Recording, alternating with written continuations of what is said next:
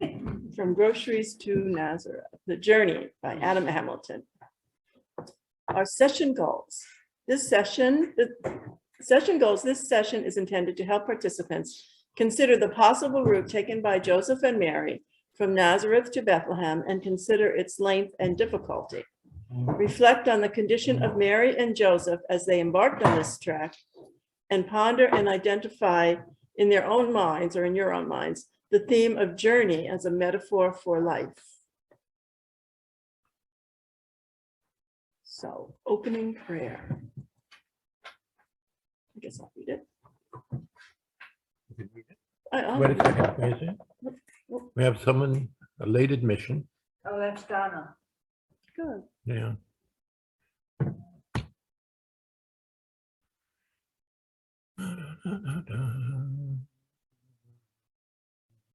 This is a song. There she is. Hi, Yeah, Donna. hi, Donna. Yes, it's the same. Okay, you got to start again. Yeah. Okay.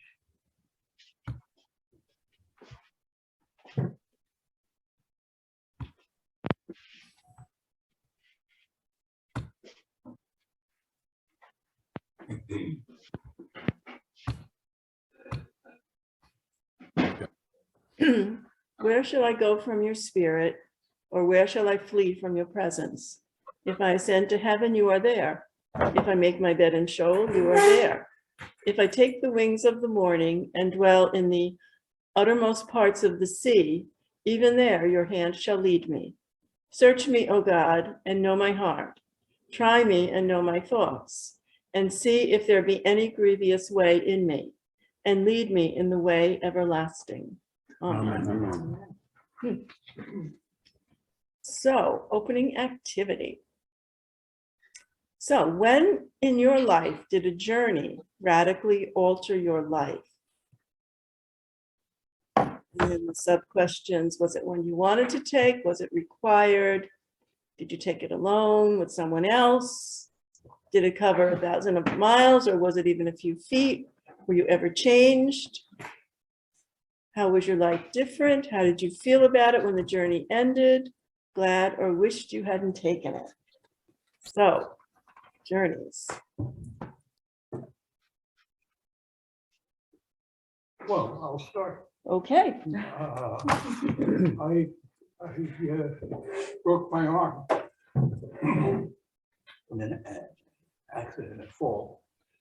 And a friend of mine offered me a house in East Hampton to recuperate, to rest.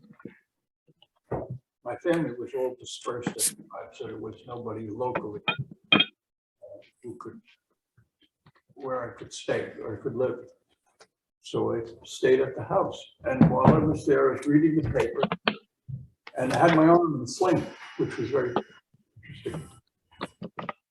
Because the doctor, he wanted to pin it, and I didn't want him to drill a hole in me, so I decided to let it heal by itself. And I'm reading a newspaper, a local newspaper, East Hampton Star, and I saw an ad for an engineer at the property in Montauk.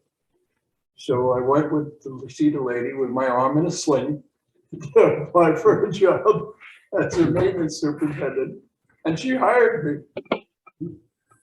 And I spent 25 years there.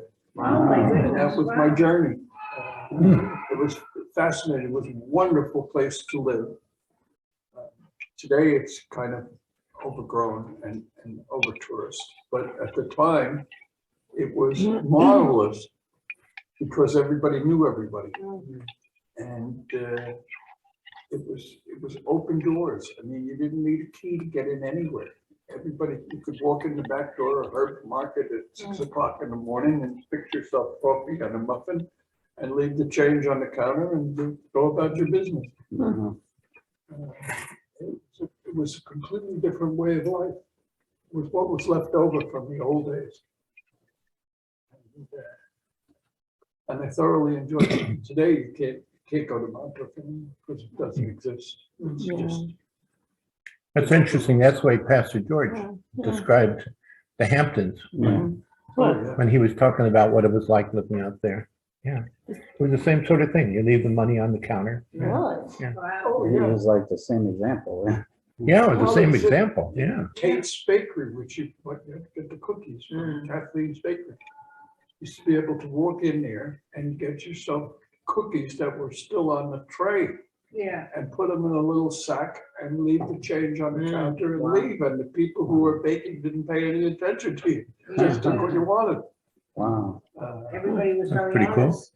It was a different Okay. way of Yeah. life. Yeah. The whole thing was different. Right. You know, you didn't think that, never had any thoughts about cheating people. It was Yeah, just yeah. unheard of. Wow. I think of the journey, Wow. I think of the journey we made out to St. Paul, Minnesota. Yeah, that was, Linda had graduated from college and I had finished 1 year of seminary training in New York City.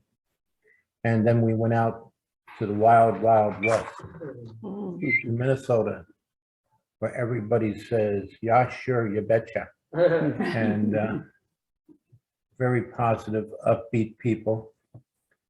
Hard to imagine that they would burn down their cities anymore, but it was, in those days, it was very nice. And Linda and I went together and we covered thousands of miles, over 1,000 miles. And I was changed by the journey because I learned how to become a pastor. My life was different as a result of that. Has been different ever since. And I'm glad we made the journey.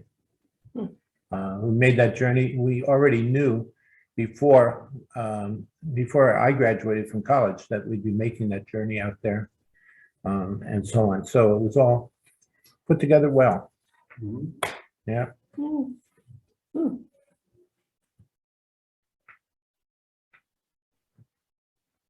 Mm.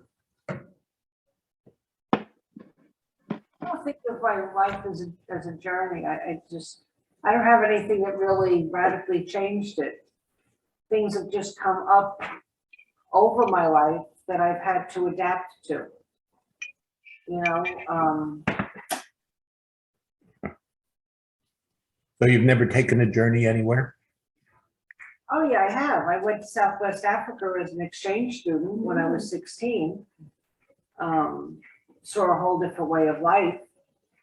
Had servants, had apartheid there at the time. You had that- servants?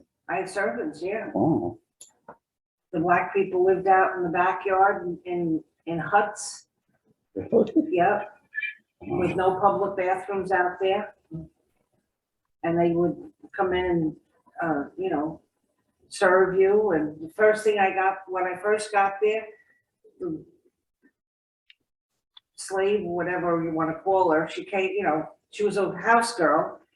She came and she started unpacking my suitcase and wanted to iron everything because the flight was 24 hours. And I said, no, you don't have to do that. I'll take care of that. You know, I wasn't used to I was only 16. I wasn't used to having No. somebody Wow. wait on me, you know, and you'd sit down to dinner and they'd be standing right there waiting to take your plate away and you know, they cooked for you and that was very, you know, So how'd you feel when the journey ended?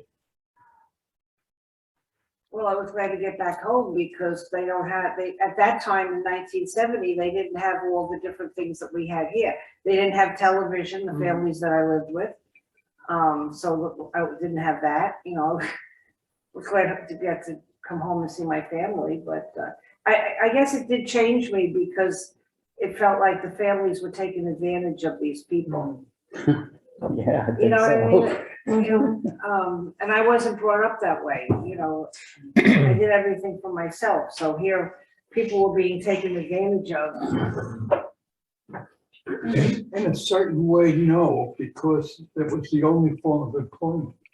Right, they didn't So know anything else. They didn't have any, these are illiterate people who, when I lived in Southeast Asia, in Bangkok, I can remember that an egg cost 50 cents. And That's what a person made in a day's labor. Yeah, Mm. And so if you worked all day, you could buy one egg. yeah, yeah. Wow. We're very privileged in the United States. Yeah. Oh, absolutely. You don't know how well off you are until you Until get you out go of it. someplace else. Yeah, Yeah, yeah. How long were you there? 2 years. 11, I was there Mhm. 11 months. I went for my senior year of high school. Wow. Okay, anything else? Wow. No, well, I kind of remember, I don't know if it's a journey, but when we went to Massachusetts and lived there for 10 years and, you know, it was just such a nice time. All our kids were born there and it was just a very peaceful, busy, but a very happy time. Very, you know, I just have such good memories of it. Yeah. I loved living there. I How'd you loved end that up in New little York? house. What? How'd you come back to New York? Well, somebody got a call to a church here. Yeah, And he was yeah. in a church called Hope in Massachusetts. Publican church, yeah.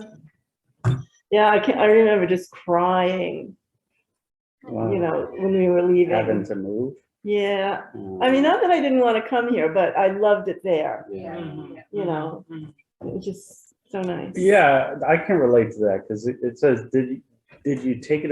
No, was it one you wanted to take or was it required? I lived in Florida, Pennsylvania, New York, and New Jersey, but I never wanted to go to any of those places. I just wanted to stay in New Jersey. Yeah. So, Were you changed by any journey that you took? yes, when I went to Florida, didn't want to go, but I went down there and my whole life was changed. And God healed me from my disease of alcoholism when I was in the South. That's a good journey. Genuine miracle. Yeah. Your life any different now? A little bit, a little bit. All right. When I was 28 years old, I was in the Air National Guard and Desert Storm happened. And I got called back to active duty. I didn't have to go overseas, but I did have to go to Homestead Air Force Base for about 9 months and be active duty, which I really didn't want to do. However, that's where God met me though. I'm glad that it happened now, almost 30 years later, or over 30 years later. So it was a hard thing to do because we had one child and I had to leave her with my husband and I had to be in Homestead, but God was able to use that in my life to get my attention. So I came back a very different person. Okay. You Wow, wanna yeah, move on or do you yeah, wanna keep- yeah, thank you all. Very nice sharing. To the video. Well, we'll see how this goes.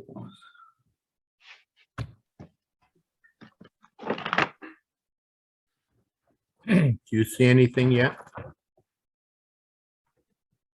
Do you see anything over there? No? Lovely people. All right, we'll take care of that. Let's see.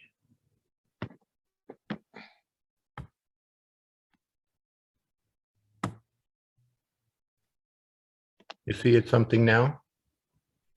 Abingdon Press. Uh-oh.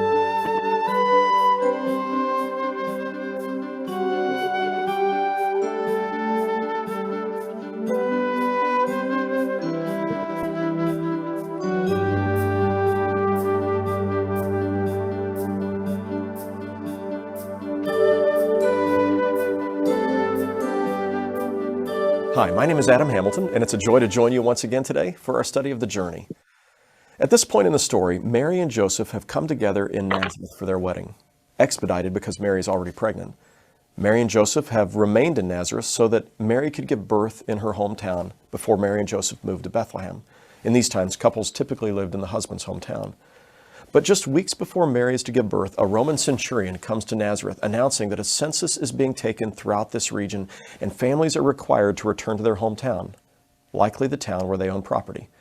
The purpose of the census is, of course, taxation. For this reason, Luke tells us that despite Mary's advanced state of pregnancy, she and Joseph are forced to make their way from Nazareth to Bethlehem. There are several possible routes that they may have taken, and we can't be certain which route they traveled. But in the book, I make the case for their having taken the most direct route along what is called the route of the patriarchs, right through Samaria, through the heart of the country. And it's this route I'll take you in today's video. Today we begin the journey proper. We begin the journey from Nazareth to Bethlehem. We stand here on Mount Precipice, which is the traditional location where Jesus was to be thrown off the cliff after he preached his first sermon in the synagogue in Nazareth. And behind me is the Jezreel Valley. The Jezreel Valley is the place where the armies marched from the east along the Fertile Crescent and here into this land to invade the land of Israel, the armies of the Assyrians, the Babylonians, the Greeks, the Persians, and the Romans. And it's here that the final battle is said to take place in the book of Revelation in Armageddon, which is behind me. You see, the new roadways are built over the ancient road paths, and so it's here that we begin retracing the steps of the Holy Family of Mary and Joseph as they were traveling from Nazareth to the city of Bethlehem. And so, let's begin our journey together. If someone were not 9 months pregnant, you might make the journey from Nazareth to Bethlehem by foot in 6 or 7 days. It's only 80 miles. But while part of this journey is through flat valleys that you could traverse fairly quickly, the latter portions are across steep mountainsides and hills. The journey would have been planned around water sources or water supplies, both for the animals and for the people. Most traveled by caravan, and it would have taken about 10 days. At least that's what it takes when you work with a Palestinian tour company today that will arrange for guides to walk with you the entire way. You spend the night in the homes of Palestinian people and later in the homes of Israeli people, and it's a 10-day journey, a 10-day walk. I walked portions of this and drove other portions, and our journey took us through the heart of the Palestinian West Bank territories. I wanted to let you see what Mary and Joseph would have seen. I personally wanted to see that. I wanted to imagine as I walked through the valleys or over the hills, this is what Mary and Joseph must have seen, what they must have experienced, and where they must have stopped to find water. I wanted to imagine this myself, and then I wanted to help you to see and experience it. So I'd like to give you just a few-minute version of this 10-day trek. At this point, Mary and Joseph have been walking for perhaps 3 days. They've walked through the Jezreel Valley. They've walked over sloping mountains, or sloping hills, nothing really difficult in the terrain so far. But they'd also walked past hundreds of thousands, perhaps millions of olive trees. Today, there are 5 million olive trees planted in the West Bank territories, and we're in the middle of the West Bank in Samaria right now. And these olive trees bore silent witness to the child that Mary was to give birth to.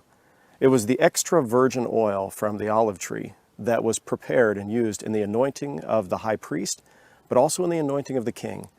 And Jesus, of course, is the Messiah. The word Messiah or Christ means anointed one. Jesus was the one who would be the appointed one belonging to God, who would lead his people, who would rule on the throne of David forever. And so all of these olive trees, as they walked past, were all bearing silent witness to the identity of the child that she was about to give birth to. Let's continue on the journey.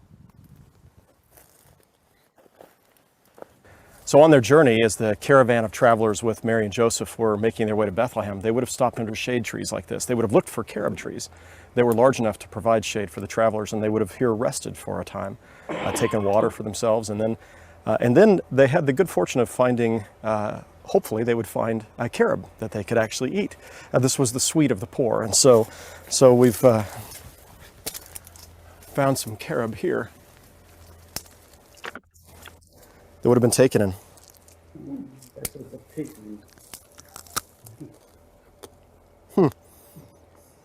It is sweet.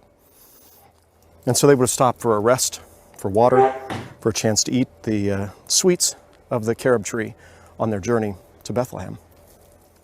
We're arriving at the village of Sychar, where Jesus once stopped to speak to a woman at a well. This is the heart of the ancient Sumerian countryside, and today Sychar houses a Palestinian refugee camp and a good-sized city. The town was located here because there was a water source known as Jacob's Well. The Orthodox have constructed a church over the site of Jacob's Well. The priest here is the one who oversaw the construction of the building. He's a short man, but he's a man of great courage and boldness and perseverance. This is the place where Jesus drew water and spoke to the Samaritan woman who'd been married and divorced 5 times and was now living with a man, who he called to be the first missionary to the Samaritans.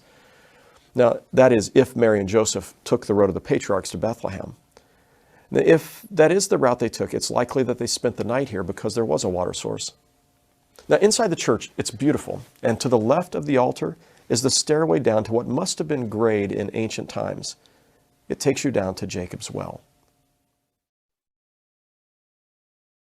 So now we arrive at Jacob's Well, and this would have been the place on day 6 that Mary and Joseph would have stopped in their journey. It was a common place. Everyone in biblical times, in the time of Jesus, knew of Jacob's Well. It was here that Jesus stops. He sends his disciples on into town to get them something to eat, to get them supplies, and he waits here for a woman who comes to the well. She comes midday to be able to fetch water, an unusual time for a woman to come to the well. And she fetches water, and Jesus says to her, you'll remember, he says, give me something to drink. And she retrieves the water from him, for him. And then he says to her, woman, if you knew who you were talking to, you would ask of me, and I would give you living water, spring water, and you would never thirst again. This water came from a well, but he would offer living water by which she'd never thirst again. So let's draw some water from Jacob's Well.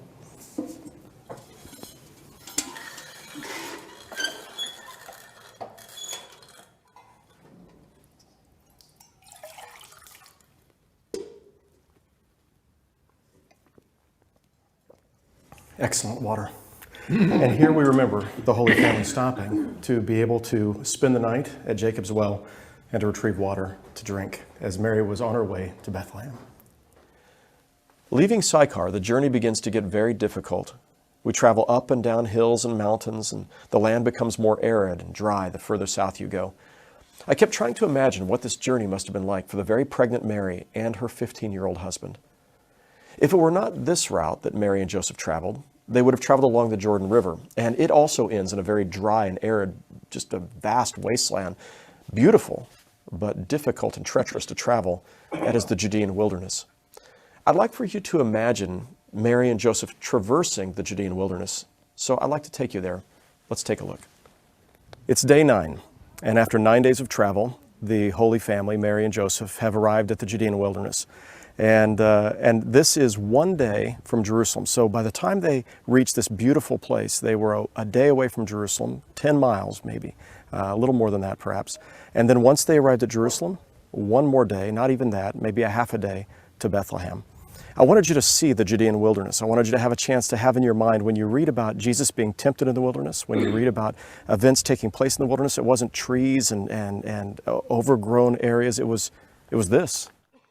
This was the wilderness of Judea, and you see the road behind me that would have taken the caravan over these hills and to Jerusalem. What do you think Mary was thinking when, after 9 days, she and Joseph arrived at the wilderness? I can imagine she may have begun to weep. I can almost hear her say, I can't go any farther, Joseph. I can't do it anymore. Or maybe she cried out in prayer, why, Lord? Why did they have to be a census now? Why did this have to happen in this way? Why? This was a journey she and Joseph did not want to make. Yet in the midst of the hardship that has gone with this journey, amid the deferred dreams and the dashed hopes, God is working to redeem the world. The words of the prophets are being fulfilled through the capricious decision of Rome, and once again, God is forcing evil to serve his purposes. Mary couldn't see all this. All she could do was to trust. And this, by the way, is not the last of the journeys Mary will take that she doesn't want to take. There will be the flight to Egypt just after the birth of Jesus. And 33 years later, there will be another journey to Jerusalem, a journey she'll take once more with her son, one that will end at a cross. Life is filled with journeys, and they're not always of our choosing. Sometimes others dictate them. We're laid off of work, or we face a serious illness, or a child gets pregnant out of wedlock, or dies tragically. A spouse leaves. No book is more in tune with this reality than the Bible. You could almost describe it as one long set of journeys nobody wanted to take. Yet I would remind you of the words that Mary and Joseph might have remembered as they made this journey. Words from Isaiah 43, a promise from God. When you pass through the waters, I will be with you. and through the rivers, they shall not overwhelm you. When you walk through the fire, you shall not be burned, and the flame shall not consume you, for I am the Lord your God, the Holy One of Israel, your Savior. Regardless of your journey and how hard it may seem, God walks with you. You're never alone. That's part of what I imagine Mary and Joseph were remembering as they approached the most difficult days on their journey. And it's what I'd invite you to remember today.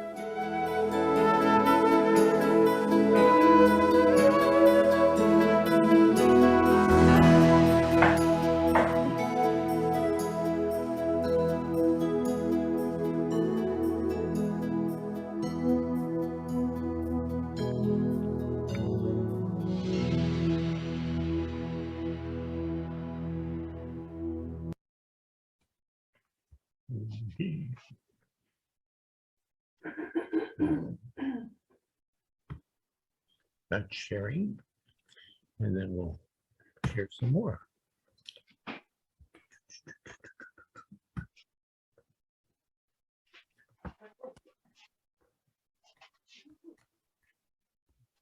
You share.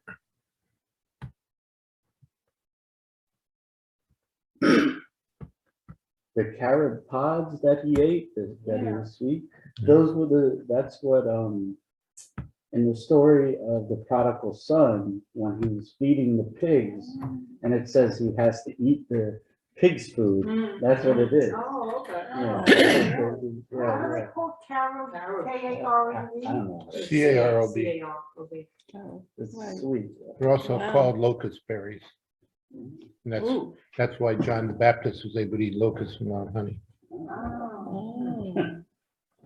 All right, so video discussion. What things did you see in the video that surprised you or were new to you? I think the terrain itself, like, you picture a forest and it's, flat with trees and stuff. When you actually look at stuff like that, it's like Yeah, wilderness, desert, sand, dry, hot, yeah, difficult, it's not like you think. It's a walk, it's a trek. right, right, right. Right. Anything else? I had never thought that, I don't know why I didn't think about this, but they stopped at Jacob's Well. That was interesting to me. I thought that was,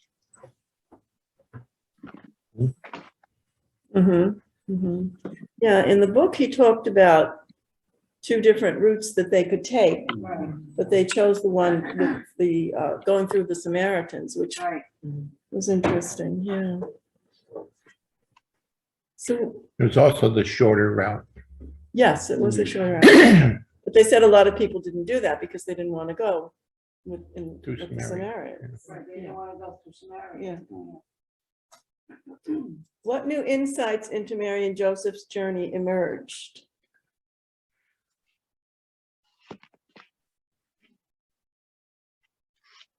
This wasn't easy. Yeah, How old was she? It says he's 15. yeah, Yeah, Was she in the same age range? I assumed. yeah, right? she might have been 13, 14 years old. Yeah, Yeah, yeah, But at the time, he might have been 50. Yeah, yeah. at the time, they were considered adults at that age. Right, at that age, they were Yeah. considered adults already. Yeah, yeah, yeah. right. So imagine yourself walking over 80 miles over the terrain you saw in the video. What preparations would you make? We want some water. Car. Car. An air-conditioned car. Yeah. Right, what would you take with you? I would get new shoes. Yeah. Yeah, And that was not, there was Handmade. rocks, it was not even smooth, it was, Yeah. yeah, yeah. you had to watch where you step. I would definitely have a walking stick. Mm, yeah, We'd have to go on like little shorter journeys to get used to it. In shape, and stuff. You couldn't just go out in the desert and die out there. Walking 10 Yeah. miles a day. yeah, yeah, in the desert. How far is it? 10 miles a day? Well, that's what they average, Yeah. yeah. Yeah, but it's in the desert. I know. Yeah. So I'm just saying, you're doing 10 miles a day, but you're not doing it like when I worked, I would do 5 miles very easily running up and down a hallway. Yeah. It had no rocks. Yeah, Like, yeah. air conditioning, right, Yeah, it was it's air good. conditioning. You know, so, Right. I remember walking 10 miles in one day. I remember it because it's the only time I ever did it. Yeah. Well, when I was in scouts, we used to do that, but you wouldn't go like on a real long journey if you haven't done it before, you go on a little one. Build up. Yeah, Mm. well, that's what they tell you to do. Well, they did a lot of walking probably, yeah, naturally. Yeah. Yeah, that's true. They didn't have cars. yeah, they were ready for it, sure. They Well, she weren't- made the journey the first time by herself. Mhm. Yeah, Yeah. they were in good shape. They didn't sit in front of their computers and phones all day. Wow. What special preparations might you make if you were accompanied by a loved one who was about to give birth?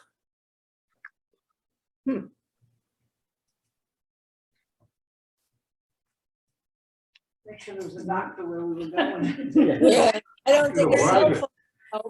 It was, yeah, she didn't go into labor while they were traveling. Yeah, What would yeah, you comment? yeah. You should bring a blanket to put the baby in. or something. Well, we Probably. they were by themselves, but they probably were not. They were Right. probably part of Right. the caravan. Yeah. Right. most likely, yeah. Nobody traveled by themselves in those days. Right. They robbed easy. Yeah, Yeah. yeah. somebody was out here. So how would you feel if you were forced to make this journey at the command of an occupying power? Angry. Yeah. Oh, Oh, is yeah. that cool? Yeah, Oh, yeah. And it came up, it sounds like all of a sudden, you know. Mhm. Yep. So, okay, so I'm just going to read something from the book about the customs of the day. This is from Adam Hamilton. In the book, Adam Hamilton fills in many details about the relationships among Elizabeth, Joseph, and Mary. He speculates that Joseph, living in Bethlehem, was informed of Mary's pregnancy, chose to marry her nonetheless, and returned with her to Nazareth for the wedding, as was the custom of the day. Hamilton also suggests that Mary and Joseph went to Nazareth about the 3rd or 4th month of Mary's pregnancy, and that they were formally married about the 6th month of Mary's pregnancy. As he points out, the custom of the day was for a married couple to reside with the groom's parents until the groom was able to provide housing on his own. While none of these details can be found in scripture, enough is known about the customs of the time to make some very educated guesses. Thus, in the course of about 9 months, Mary made 3 difficult journeys: to Elizabeth's home near Bethlehem, back to Nazareth for her wedding, and a return to Bethlehem on the occasion of the Roman census. As suggested, each of these journeys required about 10 days of travel, and due to Mary's pregnancy, each was more difficult for her than the previous one. So, thinking about all that, what might have been Mary's frame of mind throughout this time? Why me? Why me? Yeah.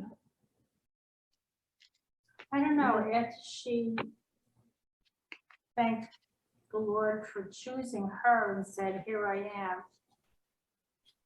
Maybe she didn't. Maybe she just accepted what Mhm. was happening and didn't complain because this was what God wanted her to do. Right. Yeah, she did have an angel come to visit her. Yeah, we put our humanness, obviously, because she is human, on this and kind of thing, but maybe that, you know, and I think that reflects on our own personal lives. You know, God has things we want, He wants us to do, and we don't always say, here am Maybe she was excited. Who knows? I. Yeah, I don't know. yeah, and you don't know what her family said to her when she came back and she was 6 months pregnant, obviously. Yeah, You know, so maybe she told them at that time what was going on, and they believed her, you know, it's just, it's all God's plan. One. we really don't know. Okay.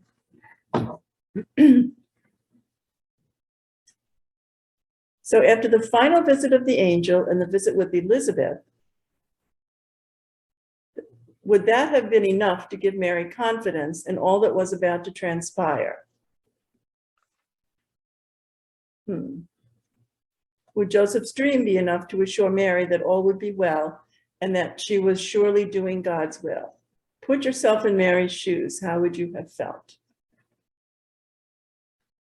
Yeah, I think there's enough there. And then she finds out that she's pregnant. I guess when she could tell that she was pregnant and she knows she's a virgin and her cousin is telling her all that stuff all of a sudden, the angel visited her. Yeah, I think it's enough. And then she goes to talk to Joseph and he says, no, it's all right. I know. Could you imagine Yeah. that would be, it's a. Yeah, I guess what you said about the fact that if she knew she was a virgin and she's pregnant, Yeah. you know, Right. Yeah. If she hadn't done anything, she would have known that Right. something is going on here. right, Yeah. That's right, right, right. beyond my comprehension. Yeah, Yeah. yeah, I know I didn't do wrong. that's what I'm saying, right, You know, I know I didn't do wrong, so how did this happen? right, right, I'm sure she still questioned it, but she probably was saying, you know, I know I didn't do anything wrong, so. right, right, I know right. there's questions about Joseph and his age, so to say. And for that kind of a journey, because he would have been back and forth. 85 years old. Yeah, couldn't do I don't that? know. I know that whole thing with the last part. Yeah, Yeah. I question that, you know, I see young people doing that, but Mhm. not Hmm, kind of older than that. right, right. And then he talked about the non-canonical, something said, tradition. Mhm. And what are some of the reasons that these books were written? That was interesting. It fills in the details. It's fun. Oh, That's yeah, all. It's parents' fun. names and stuff. Yeah, yeah. Yeah, what did you think of all that? Do we- It's, it's something that we rarely talk about in the church, Yeah, and a lot of people probably are not even aware of it. And then, you know, around Christmas time or something like that, in some newspaper somewhere, somebody will mention the fact that there are other gospels and things like that that are not in the Bible. And, you know, they'll go into a spiritual uproar, you know. They never knew that that was so. And of course, they certainly have no idea of why we have the gospels that we have, and have not included the other stuff. So it's just a little bit of information that some people ever get, and probably most people get nothing at all.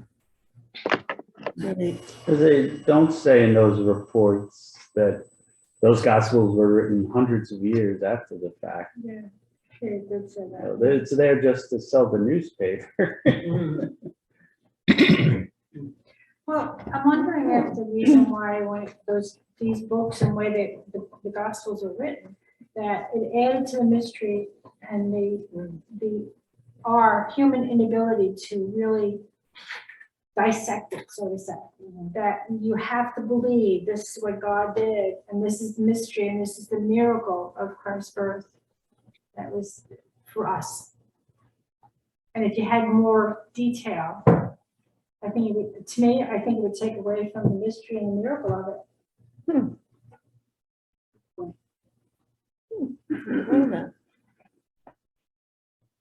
All right.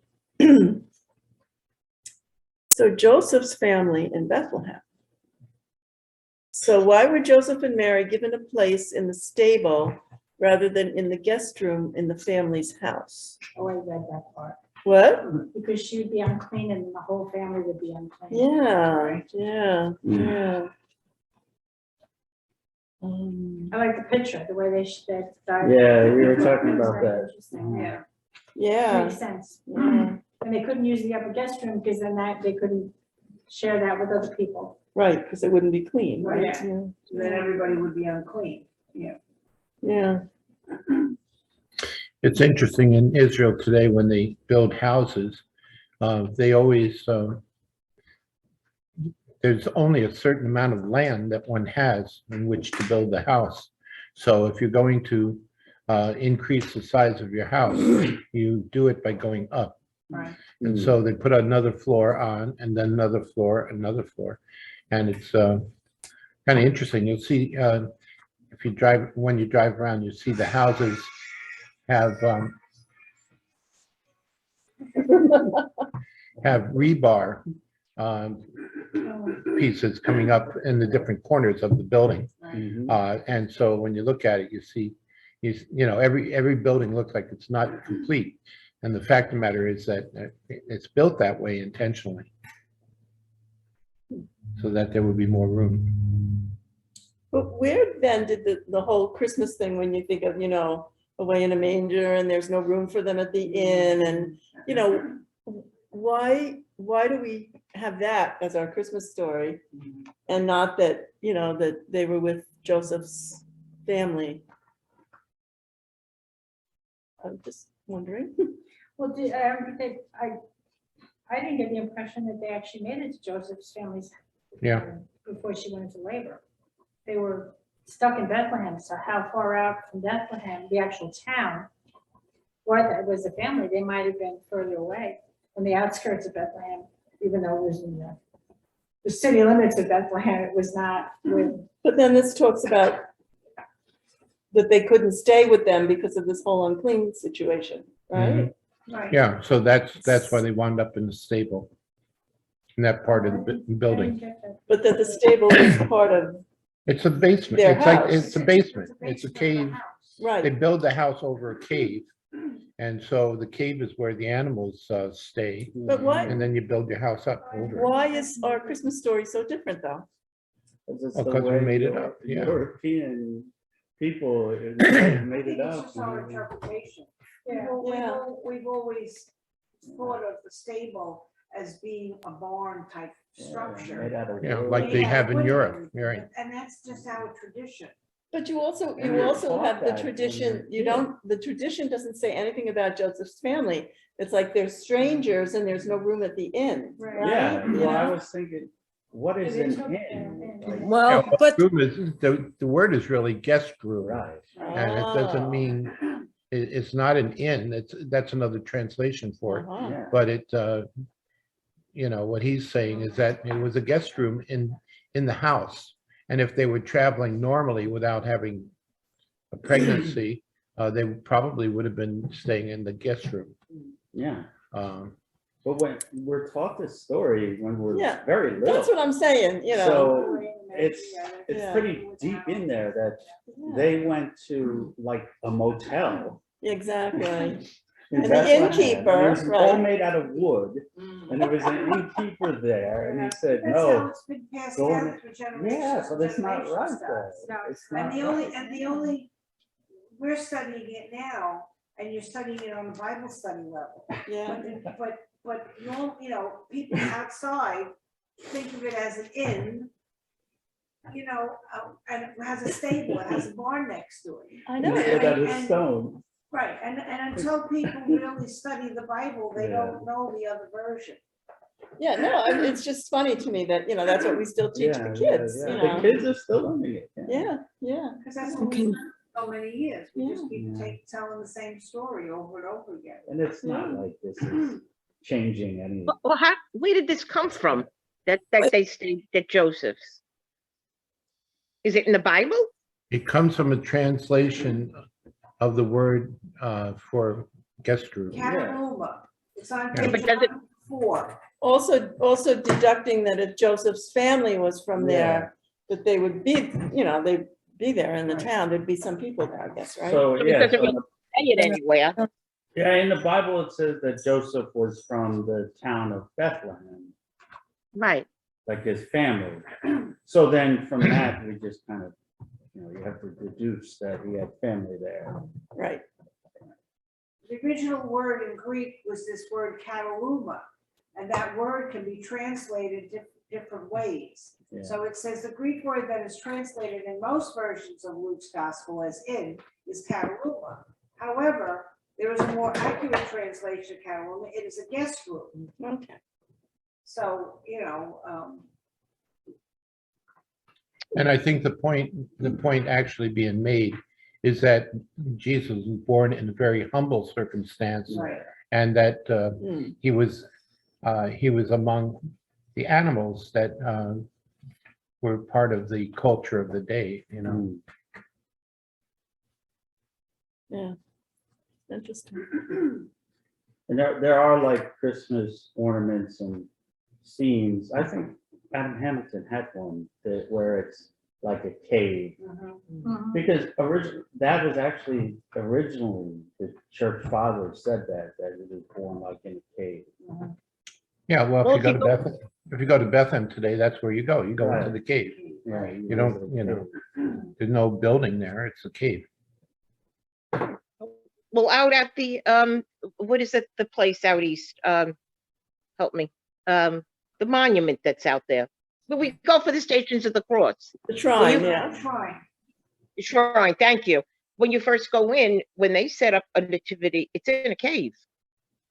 Anybody ever see that? It's in a cave. Yeah, it's a cave. It's a cave-like structure. There you go. Wow. Yeah, So because the I know. Catholics got it right.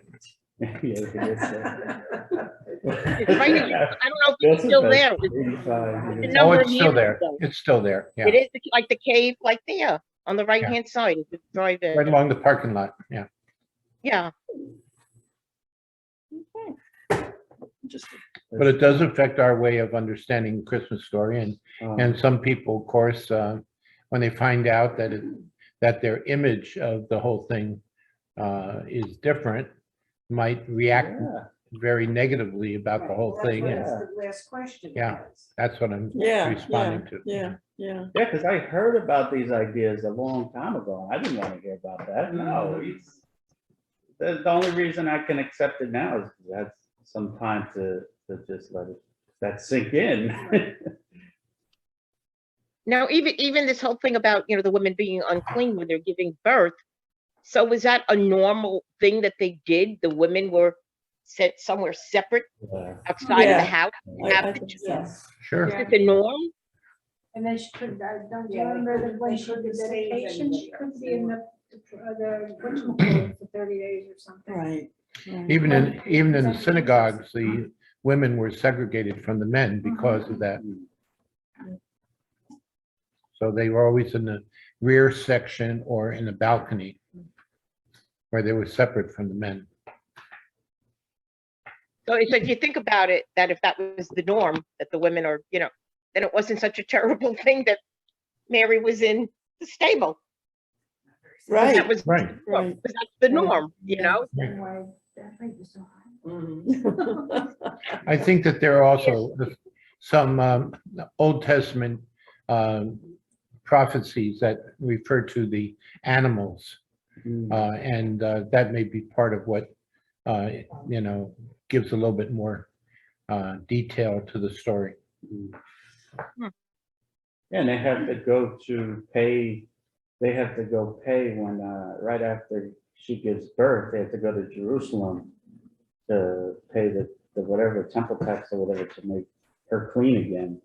Mhm. Right. Turtle doves. And it had to be a certain amount of days Yeah. after the birth. They got things wrong. What?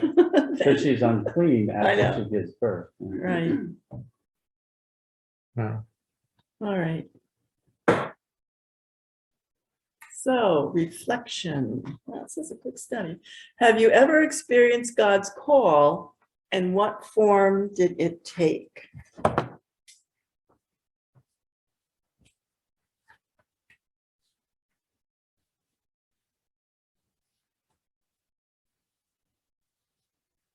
And I experienced God's call. God got my attention by using some very difficult situations. C.S. Lewis says that God can use pain as a megaphone. Ooh. Yeah.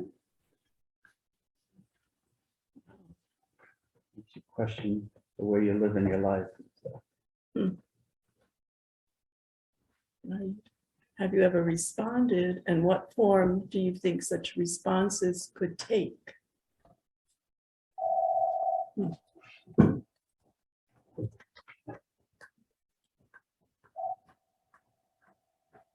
Well, everybody here must have some kind of calling, so you're all like church leaders, deacons.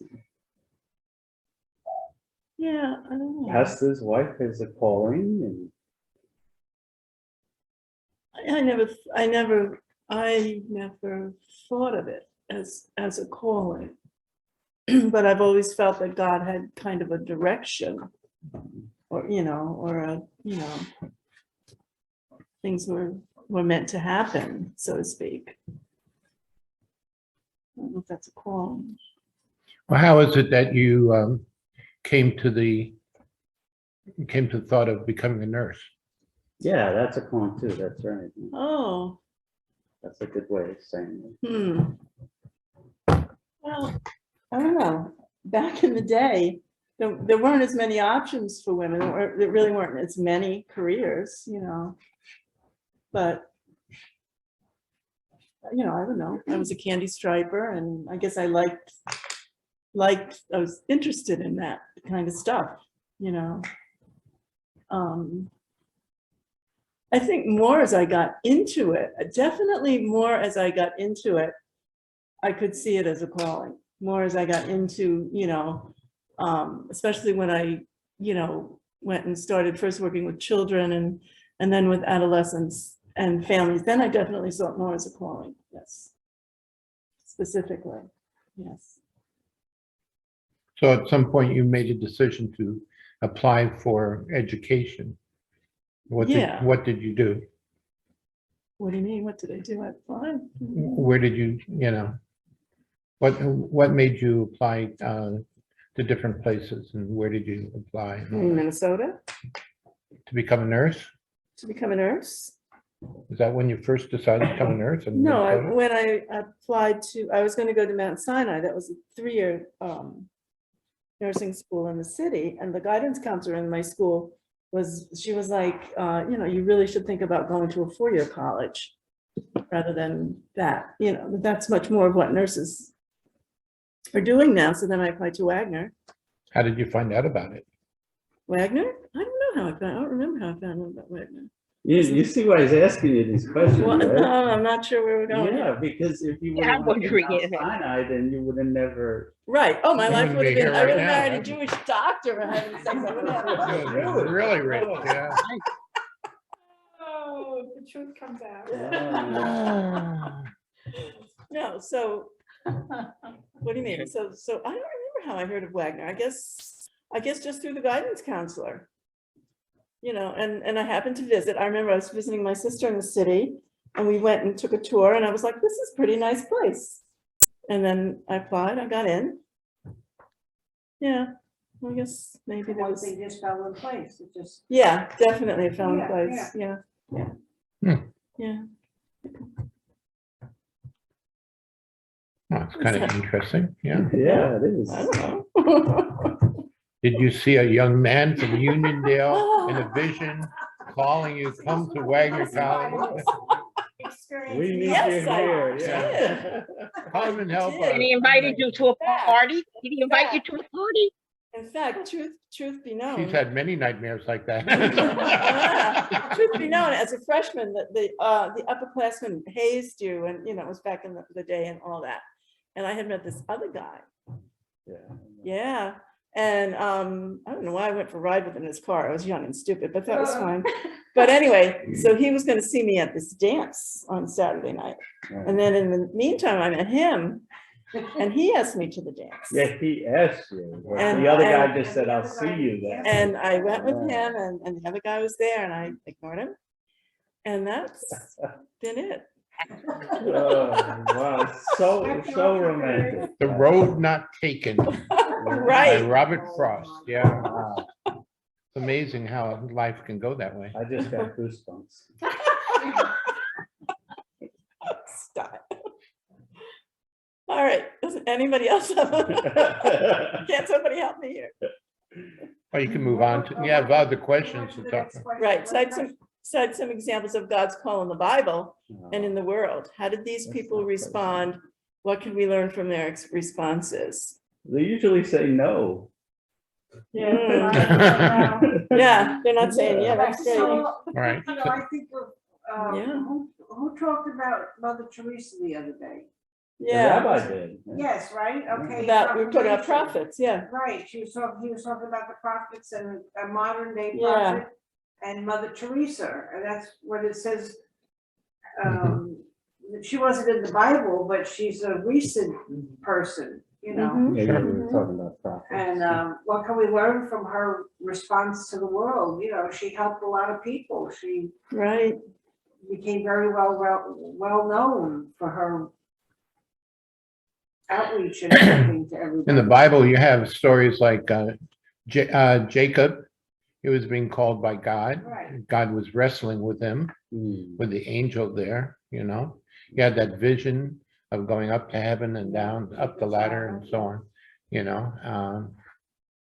You have Moses. Yeah, he did everything he could to not be. right, Yeah, sure. Oh, well, I stutter a lot. yeah, Not a good speaker. the best one's Jonah. Yeah, Yeah, Yeah, he tried to get in his ships and get as far away as he possibly can. Right. yeah, Where is he called?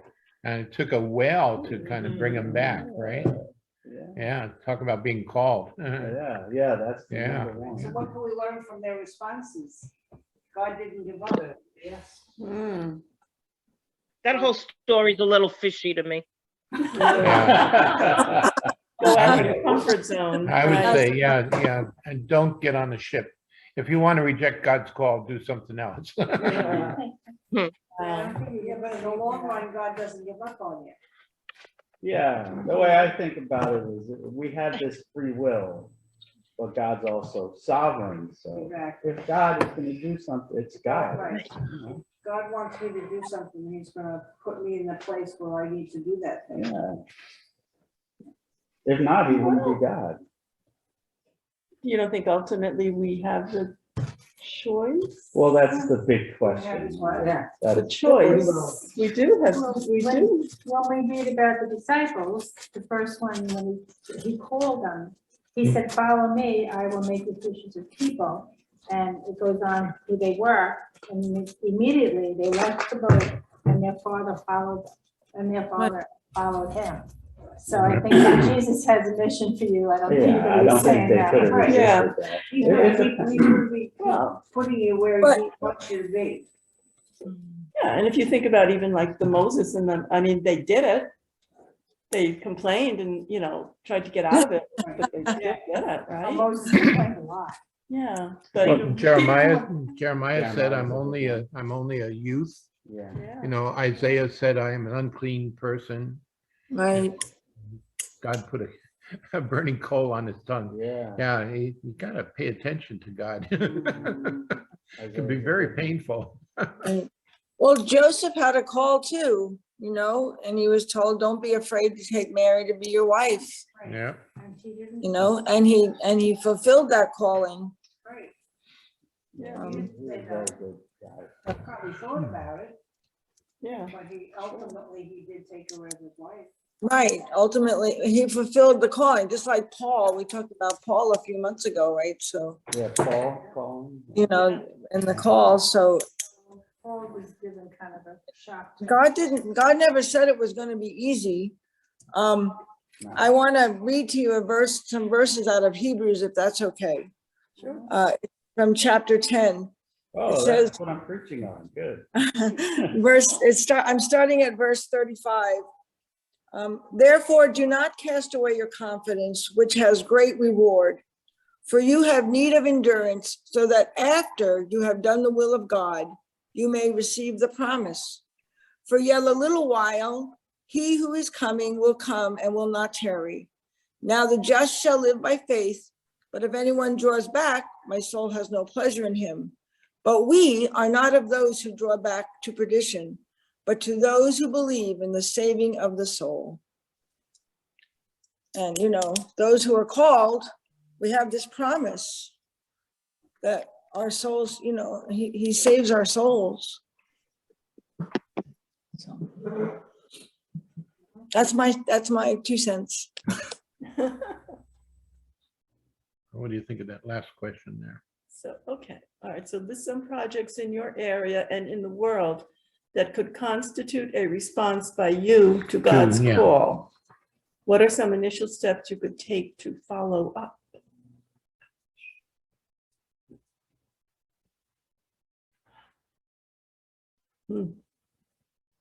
Pay attention in Bible study. Mhm. Yeah, Well, I think of the food pantry is one. yeah. Yeah. Well, what about this thing we're gonna talk about tonight with the clean energy? That Yeah. could be something. Mhm. Yeah, we have someone coming tonight who's going to be talking about the community power system, right? That's what it's called. Mhm. What is that? It's a new program whereby you can buy power from this community power system instead of from PSE&G, and you get a discount. And you get cleaner Really? energy, yeah. Yeah, you get a 10% discount on all your electricity. But it's good for the environment, right? Yeah, and it's a environmentally healthier way of making energy. So would be stewards of God's creation. Yeah. So that would be a project to try to get people to sign up. Because everybody that signs up in the church, everybody that signs up, the church gets $50. And everybody who signs up gets a $50 gift card after they've been in the program. Yeah. That's nice. Yeah. I wonder if our community day this summer was also that kind of thing, Right. you know? Mhm. Yeah, Definitely. yeah, yeah. Never heard of it.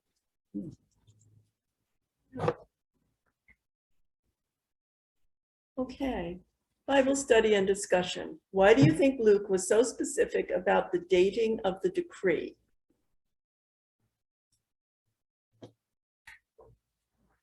Yeah, he was a historian. Mhm. It's kind of his job. I mean, when I think of it. Validates the whole thing. Yeah, Yeah, yeah, he's like- very specific. Yes. oh, And I that's mean, right, there's certain yeah. Parts, certain things that were about, you know, like with Paul, where it was a specific time and all the emperors and the people that were in power those days, Yeah. so that it validated that it really happened. Mm. Mm, It also showed that what was taking place, that the story of Jesus was something that was taking place in history, Yeah. was not something that was like a fairy tale or a myth or something like that. And there is a lot of that kind of stuff around already. Right. And later on, of course, too. A lot of made up stuff, but by including specific details and names and places and, you know, the dating of things and so on, he kind of grounded the whole story in history. So you'd say it's historically accurate. Mhm. Yeah, well, that's how people would hear the story then, yeah. Mhm. This is not just, you know, it's kind of interesting because like in teen ministry, when we're teaching the kids, and we'll find this again when we get into the life of Jesus now in the second part of this year's course. We'll ask the question, you know, how long ago did Jesus live? What does it say? Well, you'll find out. But very few will make any association between 2021 or 2022 in that case and Jesus. Hmm. They, you know, I don't know, a couple hundred years ago, you know, right, you know, Oh, he lived with George Yeah. Washington. Yeah. right, yeah. It's amazing, and you know, like with the Alpha course, they did a video in London, Yeah. and they literally went Oh. up to people with a Yeah. microphone and the thing, and they Man would, on the street. yeah, man on the street, and they would ask people, you know, what do you know about Jesus? And they'd say, not much at all, and you say, oh, when did Jesus live? Yeah, right. no clue, you know. Really? Yeah, yeah, it's amazing. It's worth watching. Hmm. Yeah, Wow. so dating and details give credibility to a story. Hmm. Yeah. Why in verse 4 does Luke emphasize Joseph's ancestry? What was Joseph's relationship to King? Why was Joseph's relationship to King David so important? What did this relationship say about the child Mary was about to bear? That he was a king. Right, that he was royal. Right, But it was, the prophecy was that he Yeah. would always have King David. right, Right, right, so it's fulfilling that prophecy. right. Yeah, well, you know, even today, if you in countries where there are monarchies, you know, the family tree is very important. Very important. Mhm. I know that in our family, we learned that our last name might not have been Wilson. So, you know, I mean, I'm not gonna change that, but I'm just saying that it was very interesting to learn that something had happened in my grandfather's life that he would have changed his last name. Mm. So, There was an Egyptian pharaoh who married his mother in order to maintain the bloodline. Oh. Ooh, Yeah, I know. That's interesting. Yeah. so why does Luke emphasize that Joseph and Mary were engaged and she was about to bear their firstborn?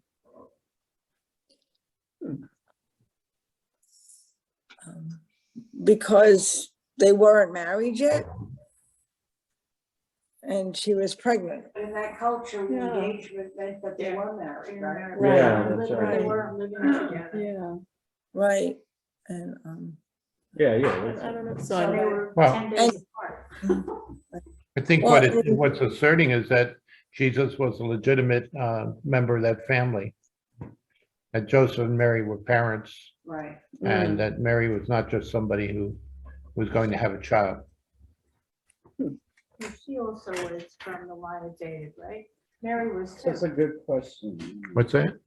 was Mary from Wasn't the? Mary from the Yeah. line of David? I think so, yeah. Yeah, that's, Yes. So that's, Yeah, and that was. Matthew mentions one line and Luke has another line, so. right, But they're intermingled somehow. right. So have you gained any new insight into the story of the Nativity? Will any of these insights affect the way you think about and celebrate Christmas?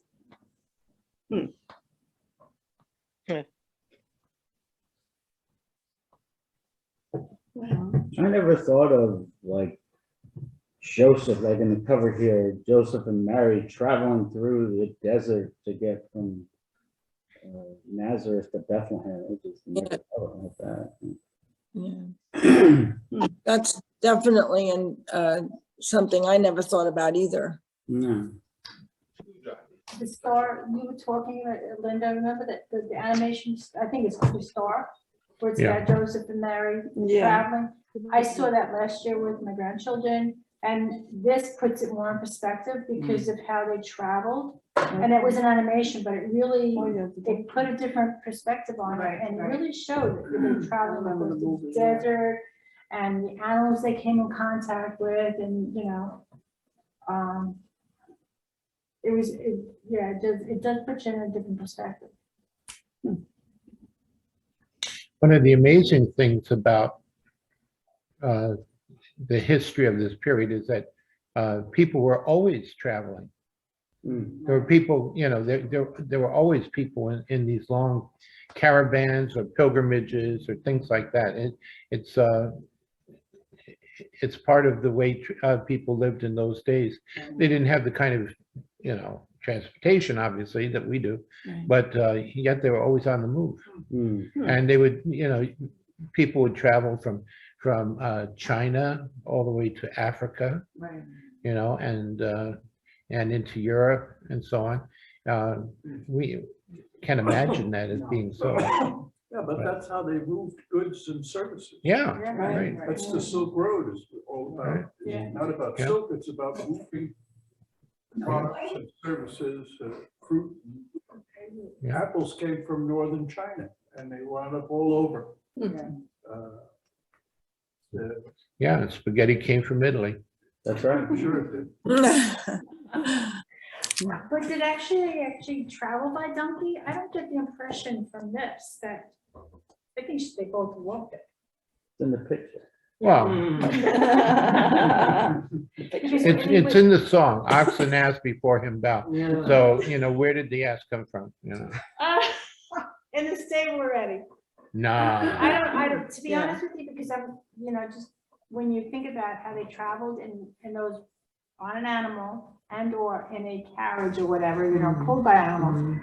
Those people are not happy campers. I mean, we get car sick in the back of a car sometimes. They got car sick and they got animal sick. So to Yeah, say. that's the So I have a feeling question. she walked, and actually walking is better than that's right. sitting when you're pregnant. Yeah, Joseph should have been riding a donkey. Right, Show her who's boss. Yeah, yeah. all right. Hmm. So will that influence the way you celebrate Christmas? Well, Are you gonna walk to church? Are you gonna come to church on a donkey? No, You know, not really. Jesus went into Jerusalem on a donkey, right? Yeah. That's right. It's in a different perspective. So this is the first donkey.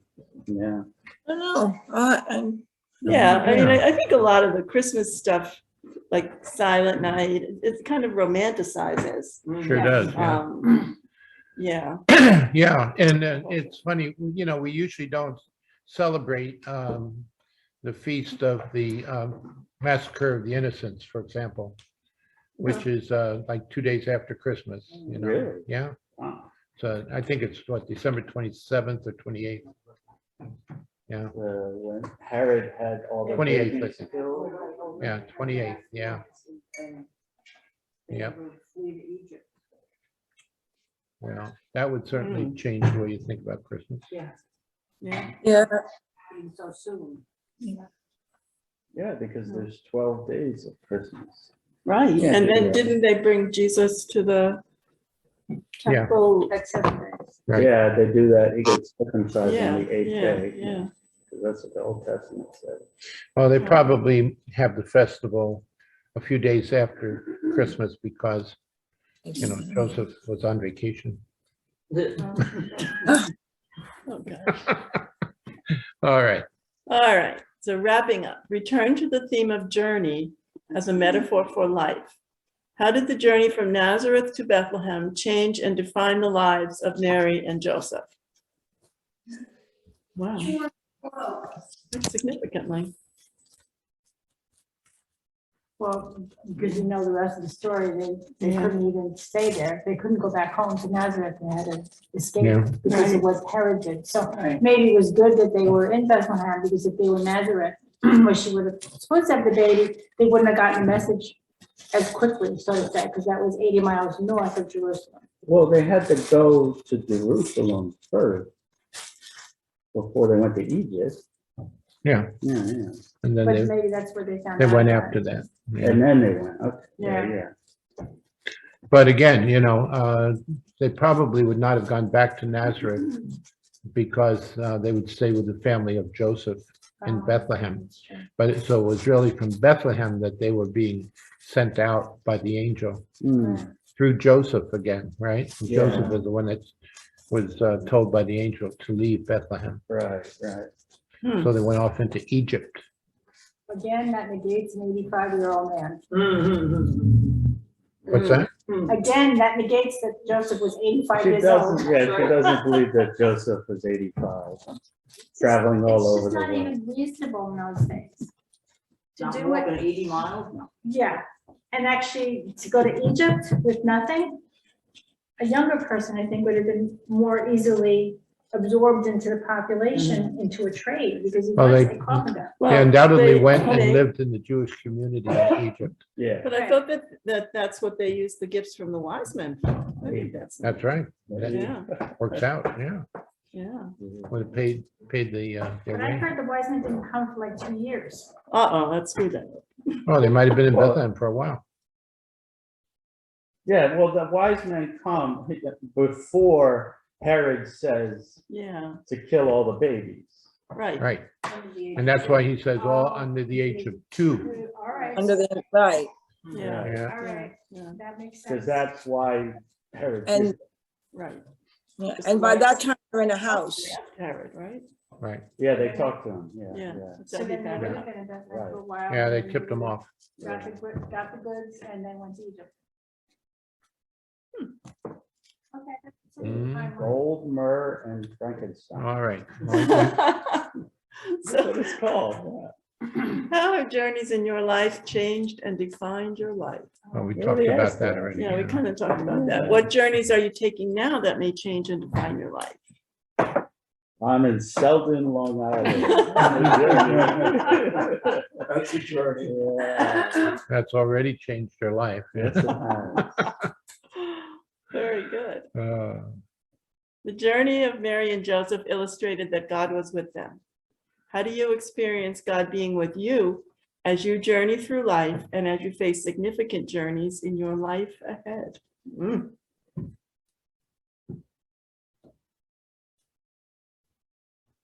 I think sometimes you don't experience God being with you at the time that you're going through the journey.